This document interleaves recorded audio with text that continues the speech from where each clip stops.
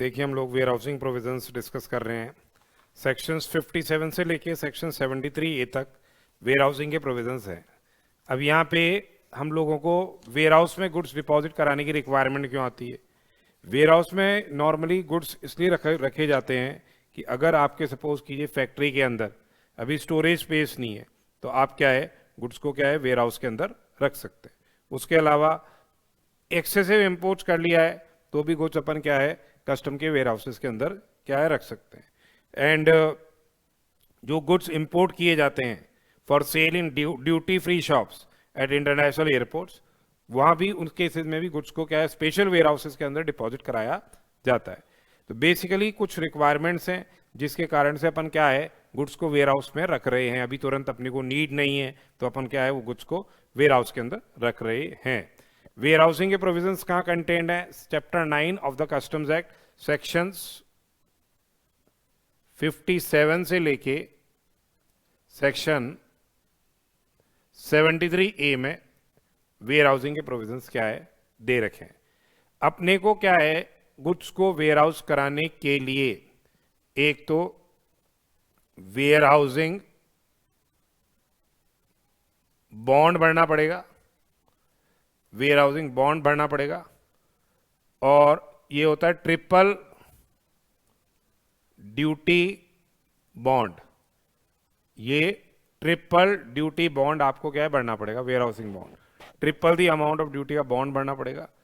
फिर ये क्या है हम गुड्स क्या है वेयर हाउस के अंदर क्या करेंगे डिपॉजिट करेंगे, और इसको जो बॉन्ड भर रहे हैं तो into bond bill of entry होती है।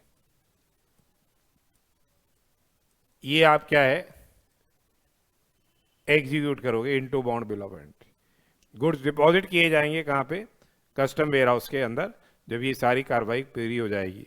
और फिर गुड्स क्या है अपन जब क्लियर कराएंगे तो आपको क्या प्रेजेंट करना पड़ेगा? Ex bond clearance bill of entry देनी होगी।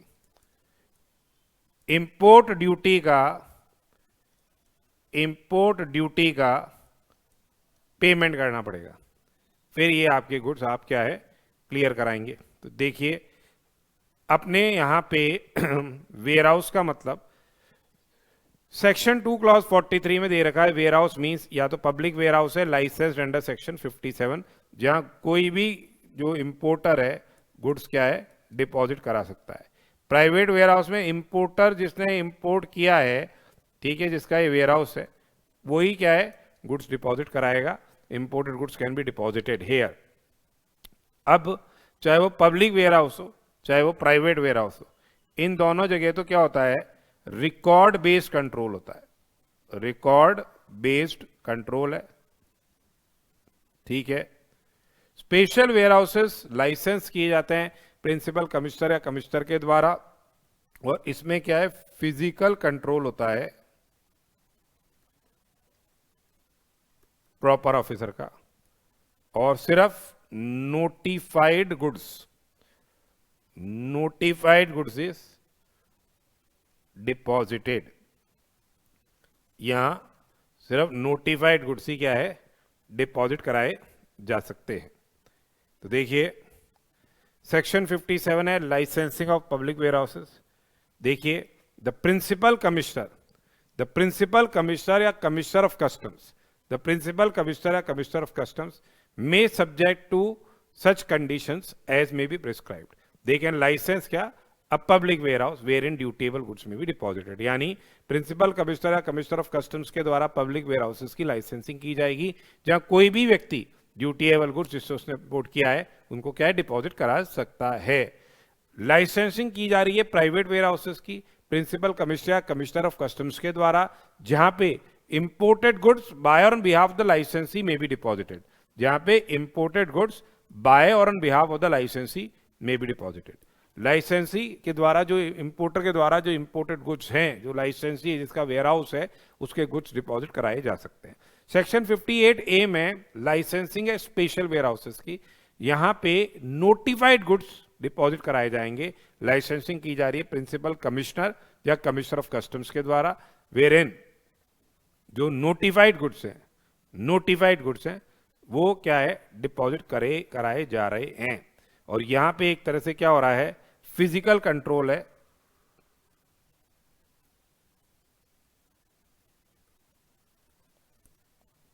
फिजिकल कंट्रोल है किसका, प्रॉपर ऑफिसर का। यानी वैसे तो रिकॉर्ड बेस्ड कंट्रोल है ऊपर वाले दो केसेस में, पर यहां पे क्या है, फिजिकल कंट्रोल रहेगा किसका, प्रॉपर ऑफिसर का फिजिकल कंट्रोल है। ठीक है, नोटिफाइड गुड्स ही ये लाइसेंस्ड किए गए हैं, जो मतलब स्पेशल वेयर हाउसेस वहां डिपॉजिट किए जा सकते हैं। जैसे नोटिफाइड गुड्स क्या हो गए, गोल्ड हो गया, सिल्वर हो गया, प्रेशियस मेटल हो गए, ठीक है, उनसे बने हुए आर्टिकल्स हो गए। ड्यूटी फ्री शॉप में अगर गुड्स को सप्लाई करना है तो वो नोटिफाइड गुड्स हैं, वो डिपॉजिट किए जा सकते हैं। इन लाइसेंसिंग रेगुलेशंस इतने इंपॉर्टेंट नहीं है, आपके है नहीं, वैसे आप देख लीजिएगा कि लाइसेंसिंग रेगुलेशंस के अंदर बोल रखा है कि जो इंडियन सिटीजन है या जो एंटिटी इनकॉर्पोरेट की गई है इंडिया में, उसको लाइसेंस दिया जाएगा, उसके पास सॉल्वेंसी सर्टिफिकेट होना चाहिए और ₹2 crore from a scheduled bank, फिर ये लाइसेंस दिया जा रहा है। ठीक है, लाइसेंस आपका तब तक वैलिड है जब तक इसको आप कैंसिल नहीं कर देते, कैंसिल नहीं हो जाता, या आप उसको सरेंडर नहीं कर देते। ठीक है, तो लाइसेंसिंग रेगुलेशंस इसके रिलेशन में बनाए गए हैं। फिर देखिए, यदि आपने सेक्शन 58B बता रहा है cancellation of licence, section 58B बता रहा है कैंसलेशन ऑफ लाइसेंस, यदि आपने लाइसेंस की कंडीशंस का एक्ट के रूल्स या रेगुलेशंस, एक्ट का रूल्स या रेगुलेशंस का क्या है, कंप्लायंस नहीं किया, वायलेशन कर दिया, कॉन्ट्रावीन कर दिया उनको, तो प्रिंसिपल कमिश्नर या कमिश्नर क्या कर सकता है, लाइसेंस को कैंसिल कर सकता है। And before any licence is cancelled, before any licence is cancelled, the licensee shall be given a reasonable opportunity of being heard. Before licence is cancelled, licensee को क्या दिया जाएगा, रीजनेबल अपॉर्चुनिटी दी जाएगी of being heard.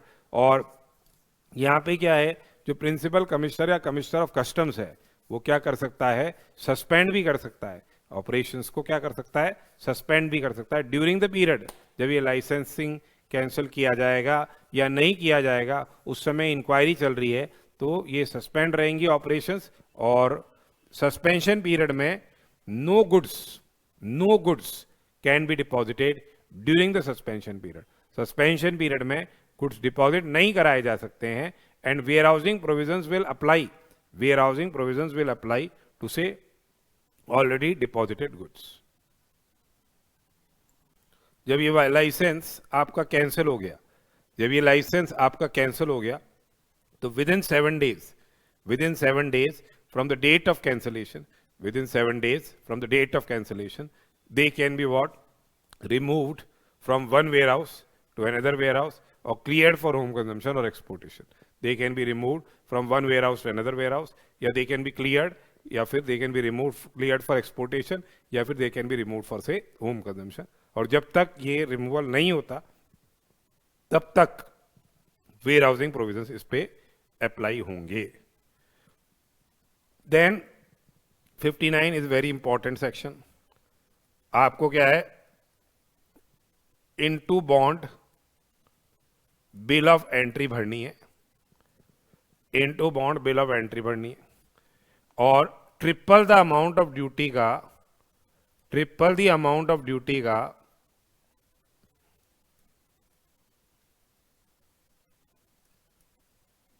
Bond execute करना है, triple the amount of duty का bond execute करना है। ठीक है, ट्रिपल ड्यूटी बॉन्ड आपको क्या है, एग्जीक्यूट करना है। ठीक है, triple the amount of duty का आपको क्या है, बॉन्ड भरना है। उसमें लिखा जाएगा कि will be complying with all the provisions of the act, rules and regulations, pay on or before the date specified in the notice of demand all duties, interest payable, and pay all penalties and fines incurred for contravention of the provisions of the act or the rules and regulations। अब instead of consignment wise bond, एक तरह से consignment wise bond हो गया, ये consignment wise bond हो गया। तो consignment wise bond की बजाय अपन क्या है, जनरल बॉन्ड भी भर सकते हैं। कंसाइनमेंट वाइज की बजाय जनरल बॉन्ड भी क्या है, भरा जा सकता है। ध्यान रखने वाली बात है कि जब अगर जनरल बॉन्ड भर रहे हैं तो debit in bond account cannot exceed the credit. जो डेबिट है in bond account cannot exceed the credit available at any point of time. तो कितने पास्ट आपके इंपोर्ट्स हैं, कितनी ड्यूटी इन्वॉल्व है, एंटिसिपेटेड इंपोर्ट्स और एक्सपेक्टेड रेवेन्यू को ध्यान में रखते हुए क्या है, जनरल बॉन्ड भरा जा सकता है। जनरल बॉन्ड के साथ अपने को क्या है, बॉन्ड के साथ आपको सिक्योरिटी देनी पड़ेगी और गुड्स उस वेयरहाउस के अंदर रहेंगे, गुड्स उस वेयरहाउस के अंदर रहेंगे इवन इफ, मतलब आपके बॉन्ड भरा है, आपने गुड्स वेयरहाउस में पड़े हुए हैं, उनके टाइटल को ट्रांसफर कर दिया, अगर उनके टाइटल को क्या है ट्रांसफर कर दिया तो उस केस के अंदर क्या हो जाएगा, transferee is required to execute fresh bond. Transferee को क्या है, फ्रेश बॉन्ड भरने की रिक्वायरमेंट रहेगी। और अगर गुड्स एक वेयरहाउस से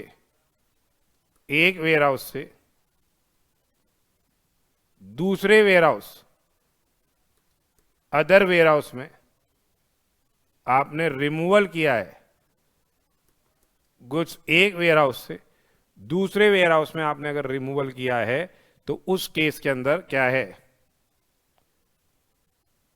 जो वेयरहाउसिंग बॉन्ड है वो क्या रहेगा, विल रिमेन इन फोर्स। तो जब आप ये वेयरहाउसिंग बॉन्ड भरेंगे तो फिर सेक्शन 60 के अंदर आपको क्या है, परमिशन दे दी जाएगी for deposit of the goods in warehouses. तो जब 59 के प्रोविजंस आपने कंप्लाई कर दिए तो फिर proper officer will make an order permitting removal of goods from custom station for the purpose of deposit in the warehouse. ठीक है, और ये ऑर्डर क्या है, कस्टम्स ऑटोमेटेड सिस्टम के माध्यम से इलेक्ट्रॉनिकली क्या है, दिया जाएगा। सेक्शन 60 में जब आपको ऑर्डर मिल गया तो फिर आप ये गुड्स को क्या है, डिपॉजिट कराएंगे वेयरहाउस के अंदर। तो कुल मिला के अपन ने into bond bill of entry the, triple the amount of bond execute किया और फिर आपको परमिशन मिल गई for deposit of goods in the warehouse. अब सेक्शन 61 क्या है, period for which the goods में रिमेन इन वेयरहाउस। कितने टाइम तक ये गुड्स डिपॉजिट किए जा सकते हैं वेयरहाउस में। तो this is very very important, बहुत ही इंपॉर्टेंट है ये एग्जाम के अंदर आ सकता है, very very important. Period for which the goods में रिमेन इन वेयरहाउस। तो any warehouse goods they may remain in warehouse in which they are deposited. Any warehouse goods may remain in warehouse in which they are deposited or in any warehouse to which they may be removed. ठीक है, कितने period के लिए वो goods रह सकते हैं। अगर देखिए वो कोई कैपिटल गुड्स है, वो क्या है, कैपिटल गुड्स है, किसके लिए, 100% ईओयू के लिए, इलेक्ट्रॉनिक हार्डवेयर टेक्नोलॉजी पार्क की यूनिटों के लिए, सॉफ्टवेयर टेक्नोलॉजी पार्क की यूनिटों के लिए, या फिर जहां पे manufacturing and other operations are permitted to be made allowed in the warehouse. तो उनके कैपिटल गुड्स हैं, किनके, ईओयू के लिए, ईएसटीपी के, एसटीपी के, या वेयरहाउस जहां manufacturing and other operations are permitted. तो वो कितने टाइम तक वेयरहाउस के अंदर रह सकता है, till their clearance from warehouse, till their clearance from the warehouse.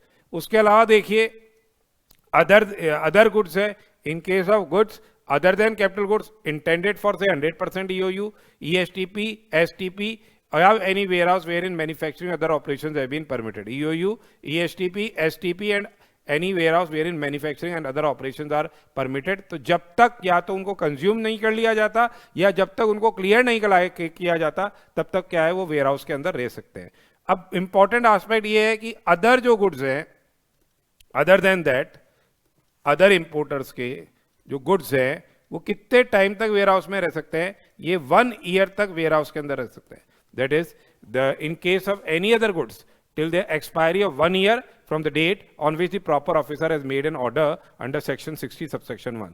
इस 1 ईयर के पीरियड को principal commissioner commissioner of customs they can extend for a further period of 1 year. इस 1 साल के पीरियड को एक्सटेंड किया जा सकता है for a further period of 1 year. और इस पीरियड को अगर goods are likely to deteriorate, अगर वो डिटेरियोरेट है, पेरिशेबल नेचर के गुड्स है, तो 1 साल देना भी जस्टिफाइड नहीं है. इसलिए प्रिंसिपल कमिश्नर या कमिश्नर ऑफ कस्टम्स इसके पीरियड को क्या है, कम भी कर सकता है. प्रिंसिपल कमिश्नर या कमिश्नर ऑफ कस्टम्स इस पीरियड को क्या है, कम भी कर सकता है. सेक्शन 59 में वेयर हाउसिंग बॉन्ड अपन ने भरा था और 60 में जब आपको ऑर्डर मिल गया था, तो ये आपके पीरियड का ध्यान रखने वाली बात है.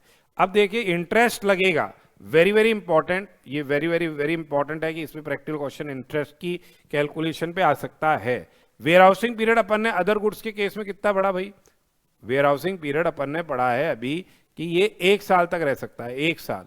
पर इंटरेस्ट क्या है? आफ्टर एक्सपायरी ऑफ 90 डेज लग जाएगा. Interest after expiry of 90 days लग जाएगा. 90 दिन के बाद से ही क्या है, इंटरेस्ट लगने लग जाएगा. 90 दिन के बाद से ही क्या है, इंटरेस्ट लगने लग जाएगा at rate of 15% per annum. 15% per annum की रेट से ये क्या है, इंटरेस्ट लगने लग जाएगा 90 दिनों के बाद से. कब तक लगेगा? जब तक आप ड्यूटी पेमेंट नहीं करते हैं. ध्यान रखिएगा, वेयर हाउसिंग पीरियड भले ही से 1 साल है, इंटरेस्ट 90 दिन के बाद से ही क्या है, लग रहा है. 90 दिन कब से काउंट हो रहे हैं? When the proper officer makes an order permitting deposit of goods in warehouse. अब किन्हीं किसी केसेस में सीबीआईसी क्या कर सकती है, वेव कर सकती है होल और पार्ट ऑफ द इंटरेस्ट, या फिर स्पेसिफाई कर सकती है goods in respect of which interest will not be charge, या फिर वो नोटिफाई कर सकती है गुड्स जिसपे इंटरेस्ट क्या है 90 दिन नहीं, उसी दिन से चालू हो जाए जब से प्रॉपर ऑफिसर ने क्या है, ऑर्डर दिया है फॉर डिपॉजिट ऑफ गुड्स इन से वेयर हाउस. अब इंपॉर्टेंट एस्पेक्ट ये है कि अगर ड्यूटी अमाउंट नील है, अगर ड्यूटी अमाउंट नील है तो इंटरेस्ट भी क्या हो जाएगा, नील हो जाएगा. अगर ड्यूटी अमाउंट नील है तो इंटरेस्ट भी क्या हो जाएगा, नील हो जाएगा. और देखिए last date of warehousing period को गुड्स का क्या है, डीम्ड रिमूवल मान लिया जाता है. उस केस में भी आपको इंटरेस्ट देना पड़ेगा अगर last date of warehousing period extended period हो चाहे नॉर्मल पीरियड हो, उसमें आपने रिमूव नहीं किए तो अब देखिए अपन ने रिवीजन देख लेते हैं इसका. Goods for use in any 100% EOU, ESTP, STP, BT, STP and warehouse जहां पे manufacture and other operations are permitted, चाहे वो कैपिटल गुड्स हो तो कब तक रह सकता है, till their clearance from such ware house.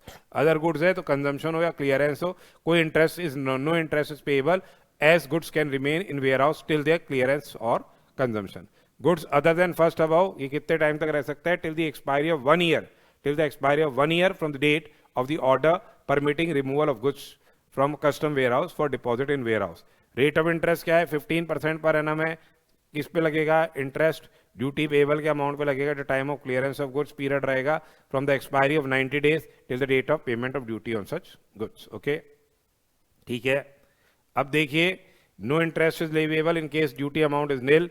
Improper removal last date को मान लिया जाता है, last date of warehousing period को.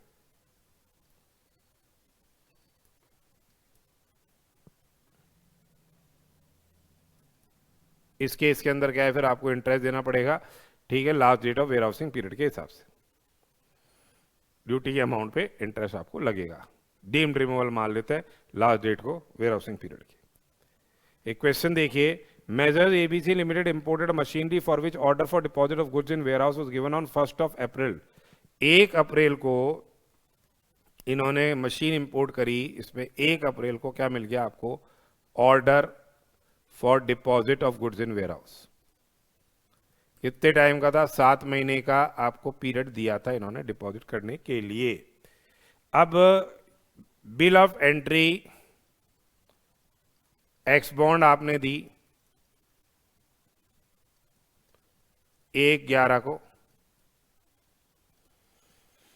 ये दे दिया अपन ने, और ड्यूली एसेस हो गई है 3/11 को, 3/11 को ये ड्यूली एसेस हो गई. और फिर ये 5 लाख रुपए का ड्यूटी अमाउंट है. ये बिल ऑफ एंट्री रिटर्न 3/11 को कर दी गई, 5 लाख का ड्यूटी अमाउंट असर्टेन हुआ, जो 14/11 को आपने क्या है डिपॉजिट करा दिया.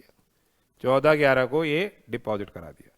डिपार्टमेंट कह रहे डिमांड कर रहा है आपसे इंटरेस्ट 3/11 से 14/11 के बीच में 2 हॉलीडेज है, और डिपार्टमेंट आपसे इंटरेस्ट डिमांड कर रहा है एक तो 61/2 का और साथ साथ 47/2 का भी डिमांड कर रहा है। तो अब 47/2 का इंटरेस्ट नहीं लग सकता। जब वेयर हाउसिंग प्रोविजन अप्लाई हो गए, जब वेयर हाउसिंग प्रोविजन अप्लाई हो गए,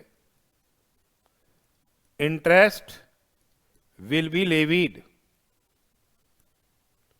as per section 61 and not 47। 47 का इंटरेस्ट नहीं लगेगा कि भाई रिटर्न हो गई एक दिन के अंदर, आपने पेमेंट नहीं किया उससे तो इंटरेस्ट 47 में लगता है, वो नहीं है।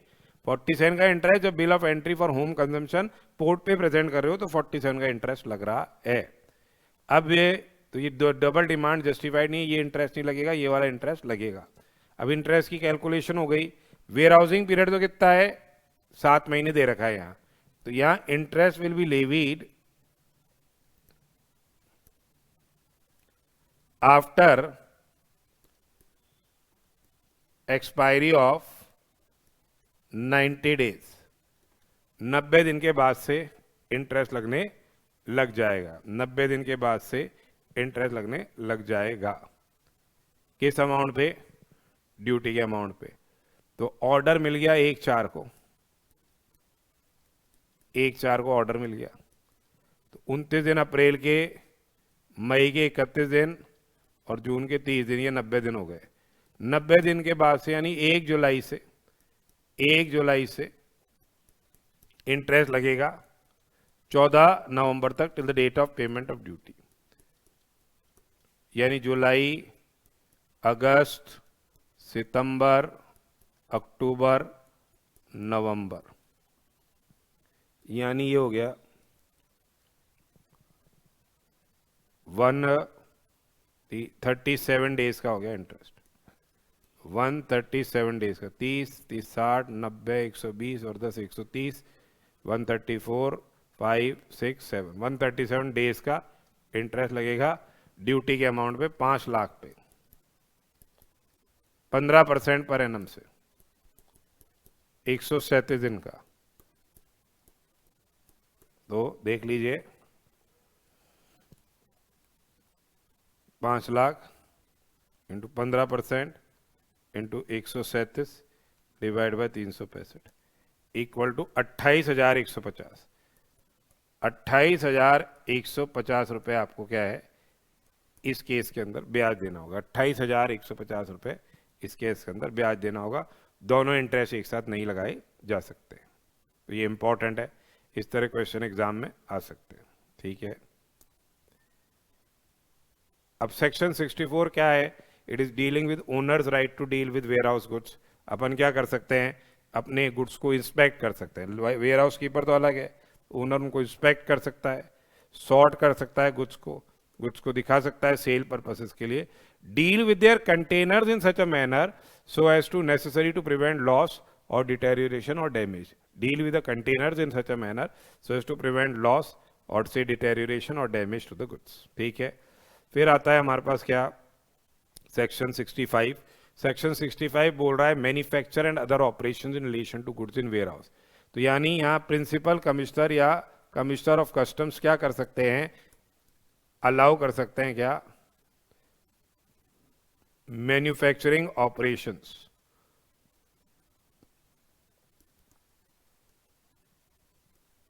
इन warehouse. Manufacture and other operations in warehouse क्या है, ये अलाउ की जा सकती है। अब क्या ड्यूटी लायबिलिटी रहेगी ऑन से अपन ने क्या है, वेस्ट और रिफ्यूज अगर जनरेट होता है ड्यूरिंग मैन्युफैक्चरिंग ऑपरेशंस तो कैसे उसका टैक्स ट्रीटमेंट होगा। तो देखिए यदि पूरा का पूरा माल जो अपन ने वेयर हाउस में बनाया उसका आप एक्सपोर्ट कर देते हो तो इंपोर्ट ड्यूटी तो उसमें लगनी नहीं है जितना मटेरियल उसमें कंटेन्ड है। जो वेस्ट और रिफ्यूज अराइज होता है वो कह रहे हैं उस पर भी इंपोर्ट ड्यूटी का रेमिशन आपको मिल जाएगा। यदि आपने वो वेस्ट और रिफ्यूज को डिस्ट्रॉय कर दिया तो आपको ड्यूटी नहीं देनी पड़ेगी, या आपको ड्यूटी देनी पड़ेगी as if the goods have been imported in waste form, या फिर आपको ड्यूटी कितनी देनी पड़ेगी, as if the goods have been imported in waste form. जैसे सपोज कीजिए 15,000 किलो स्टील आपने इंपोर्ट किया और इससे बनाए स्टील फॉर्क्स, इससे बनाए स्टील फॉर्क्स। अब 15,000 किलो से 14,750 किलो आपके क्या आया, स्टील वेस्ट हो गया, सॉरी स्टील फॉर्क्स बन गए स्टील फॉर्क्स बन गए और 250 किलो क्या हो गया, वेस्ट हो गया। और ये स्टील फॉर्क्स का आपने क्या कर दिया, एक्सपोर्ट कर दिया। ये स्टील के जो फॉर्क्स हैं इनको आपने क्या है, एक्सपोर्ट कर दिया, या स्टील स्पून्स बना दिए, उनका आपने क्या है, चमचों का एक्सपोर्ट कर दिया। ठीक है, अब 250 किलो वेस्ट जो हुआ, 250 किलो जो वेस्ट हुआ उसकी बात कर रहे हैं। इस 14,750 किलो पे तो कोई इंपोर्ट ड्यूटी देनी ही नहीं है, क्योंकि ये तो एक्सपोर्ट ही हो गया माल बन के। 250 किलो वेस्ट पे या तो आप ड्यूटी दे दो किस फॉर्म में, ड्यूटी दे दो इन वेस्ट फॉर्म, या इसको आप क्या कर दो, डिस्ट्रॉय कर दो। पर अगर इन्हीं स्पून्स को या फॉक्स को आपने डोमेस्टिक मार्केट में बेच दिया, तो इन केस ये आप डोमेस्टिक मार्केट में बेचते हो, डोमेस्टिक मार्केट में बेचते हो, तो फिर क्या है, नो रेमिशन, उस केस में आपको कोई रेमिशन नहीं मिलेगा वेस्ट और रिफ्यूज के रिलेशन में भी। ठीक है, उसके अलावा जो क्लियरेंस आप कर रहे हो डोमेस्टिक मार्केट में, तो नेवर आईजीएसटी जो लगना है वो तो लगेगा ही लगेगा। फिर है सेक्शन 66। अब सपोज कीजिए, देखो रॉ मटेरियल है आपका स्टील, रॉ मटेरियल है आपका स्टील, रॉ मटेरियल आपका स्टील है, स्टील पे ड्यूटी आ रही है, सपोज करो रेट 30%, और स्टील इंपोर्ट ड्यूटी स्टील पे 30% है, और स्टील फॉर्क्स आप बना रहे हो या स्पून्स बना रहे हो उस पर 15% ड्यूटी है, उस पर क्या है, 15% ड्यूटी है। तो भैया कौन स्टील यानी इंपोर्ट करके स्टील के फॉक्स बनाएगा, वो डायरेक्टली विदेशी इंपोर्ट कर लेगा क्या, स्टील स्पून्स, विदेशी चमचे ही इंपोर्ट कर लेगा, रादर देन क्या, यहाँ के चमचे बना के क्या है फिर करे, स्टील इंपोर्ट करे और बनाए। तो अब क्या कर सकता है, सेंट्रल गवर्नमेंट है इस पावर, सेंट्रल गवर्नमेंट का अधिकार है कि जब रॉ मटेरियल पे ड्यूटी ज्यादा है इन कंपैरिजन टू फॉक्स, तो government can exempt from this raw material from whole या part, whole या part, from whole या part of excess duty। Government क्या कर सकती है, होल या पार्ट ऑफ एक्सेस ड्यूटी से गुड्स को क्या कर सकती है, एग्जेम्प्ट कर सकती है। ठीक है, सेक्शन 66 ये है। सेक्शन 67 में बोल रखा है कि एक वेयरहाउस से दूसरे वेयरहाउस आप गुड्स का रिमूवल कर सकते हैं। आपको क्या है, ये रिमूवल जो होगा वो under control of proper officer होगा, जिससे ये देख सके कि कोई रेवेन्यू लीकेज तो नहीं हो जाए, there should be no revenue leakage. इसके लिए वो अलग से आपसे क्या है, बॉन्ड भरवाएंगे, एक और बॉन्ड भरवाएंगे कि ड्यू अराइवल हो जाए गुड्स का in accordance to the conditions of the regulations. 68 में आपको दे रखा है clearance of warehouse goods for home consumption. अपने को क्या करना पड़ेगा, ex bond, bill of entry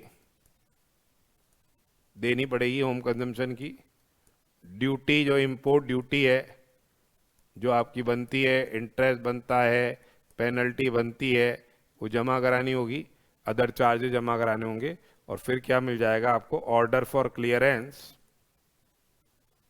for home consumption मिल जाएगा। आप अपने टाइटल को रेलिंक्विश भी कर सकते हो, अपन गुड्स के टाइटल को रेलिंक्विश भी कर सकते हैं at any time before order for clearance for home consumption. At any time before order for clearance of home consumption upon title को रेलिंक्विश कर सकते हैं। और अगर आपने रेलिंक्विश कर दिया तो फिर क्या है, no import duty is payable. Relinquish ही कर दिया तो इंपोर्ट ड्यूटी आपको नहीं देनी पड़ेगी। पर रेलिंक्विशमेंट तब अलाउ नहीं होगा where offence appears to have been committed in respect of such goods. Relinquishment कब अलाउ नहीं होगा, where offence appears to have been committed in respect of such goods. फिर आता है देखिए section 69, clearance of warehouse goods for export. Section 69 है clearance of warehouse goods for export. Export के लिए गुड्स क्या किए जा सकते हैं, क्लियर किया जा सकते हैं। यहां पे no import duty will be payable, कोई इंपोर्ट ड्यूटी आपको क्या है इस केस में नहीं देनी होगी। No import duty will be payable. आपको क्या है, shipping bill, bill of export देना है, shipping bill, bill of export देना है, एक्सपोर्ट ड्यूटी, फाइन, पेनल्टी देनी है अगर बंद लगती है उन पे, और order for clearance of export will be made by the proper officer. Any warehouse goods may be exported to a place outside India without payment of import duty if the following conditions are fulfilled. क्या? A shipping bill or bill of export in prescribed form has been presented. Export duty, fine and penalties payable in respect of such goods have been paid, and an order for clearance of goods for exportation has been made. परंतु यदि department को, government को ऐसा लगता है कि goods are likely to be smuggled back into India, government को ऐसा लगता है कि goods are likely to be smuggled back into India, तो ये कह देंगे कि आप ये एक्सपोर्ट करें on payment of import duty करें, या फिर क्या है जो अदर कंडीशंस हैं उनको फुलफिल करा जाए, फिर ही आपको ये एक्सपोर्ट हम क्या है अलाउ करेंगे। ठीक है। सेक्शन 70 है allowance in case of volatile goods. Volatile goods इनका क्या होता है, नेचुरल लॉस हो जाता है, जैसे इवेपोरेशन एक्सेट्रा।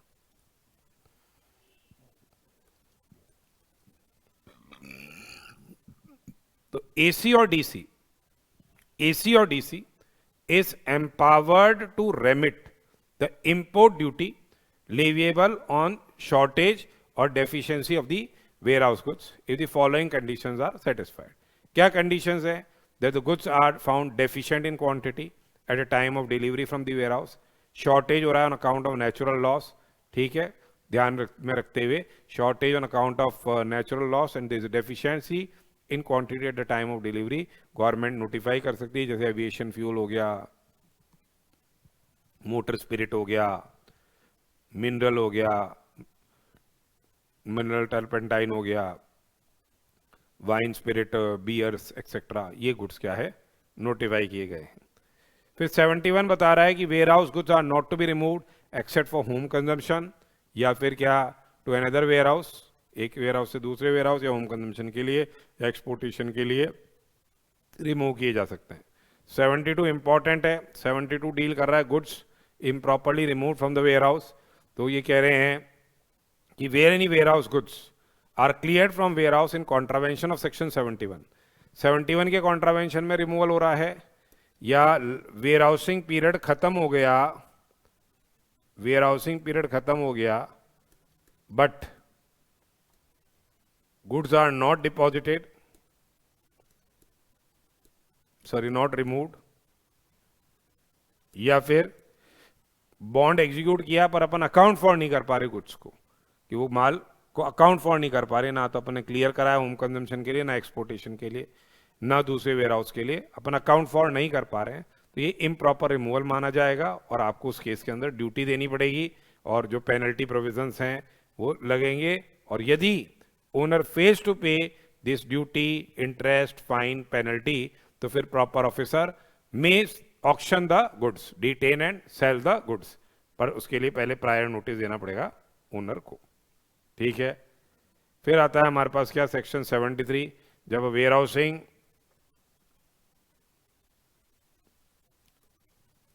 ऑपरेशंस पूरे हो गए, गुड्स आपने क्या है क्लियर करा लिए, तो जो बॉन्ड है फिर क्या हो जाएगा, कैंसल हो जाएगा, as discharged and returned to such person. ठीक है। 73A है custody and removal of warehouse goods. तो जो भी वेयर हाउस गुड्स है वो वेयर हाउस कीपर की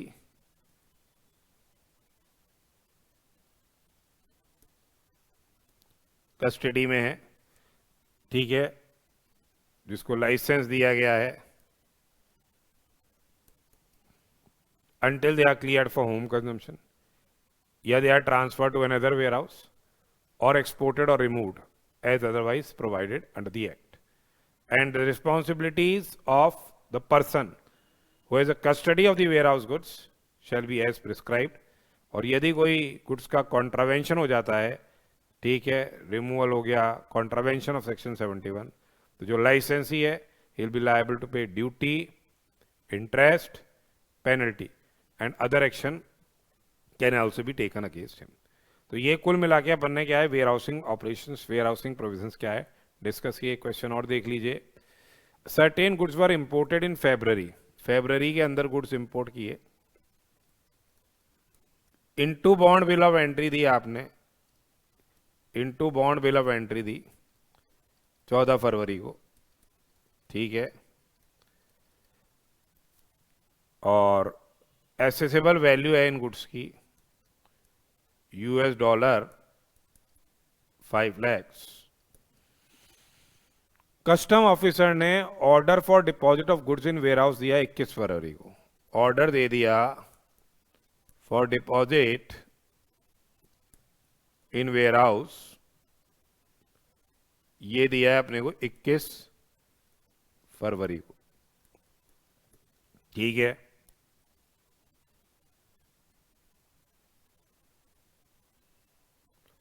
तीन महीने का वेयर हाउसिंग पीरियड है जो 21 मई को एक्सपायर हो गया, ठीक है. पर गुड्स रिमूव नहीं किए तो 21 मई को क्या मान लिया जाएगा, last date of warehousing period को अगर आप नहीं निकालते हो, ये डीम्ड रिमूवल माना जाता है, ये डीम्ड रिमूवल माना जाता है. एक्चुअल रिमूवल किया है आपने 28 जून को, तो अब ये last date of warehousing period को डीम्ड रिमूवल है. तो अब क्या ड्यूटी पेएबल होगी, तो देखो ड्यूटी पेएबल होगी on the rate prevalent on the date, last date of removal, last date of warehousing period, यानी 10%. 21 मई को जो ड्यूटी रेट है वो लगेगी. असेसेबल वैल्यू कितनी है, $5 लाख है. एक्सचेंज रेट क्या है, जो फर्स्ट बिल ऑफ एंट्री देते हो उस दिन की एक्सचेंज रेट लगेगी 75. तो $5 लाख इंटू 75 करेंगे, ये हो गया 3,75,00,000. बेसिक कस्टम ड्यूटी की रेट हो गई है 10%, 37,50,000. सोशल वेलफेयर सरचार्ज लग जाएगा एट रेट ऑफ 10% ऑफ 37,50, 3,75,000. इस तरह से आपको ये कैलकुलेशन करनी है. बताना है कि जिस दिन वेयर हाउसिंग पीरियड एक्सपायर हो गया और आपने माल नहीं निकाला, एक्सटेंशन आपको नहीं मिला, तो last date of warehousing period या एक्सटेंडेड पीरियड केस में भी उस दिन का ये डीम्ड रिमूवल माना जाता है. तो ये अभी अपन ने क्या है, वेयर हाउसिंग के प्रोविजंस डिस्कस किए.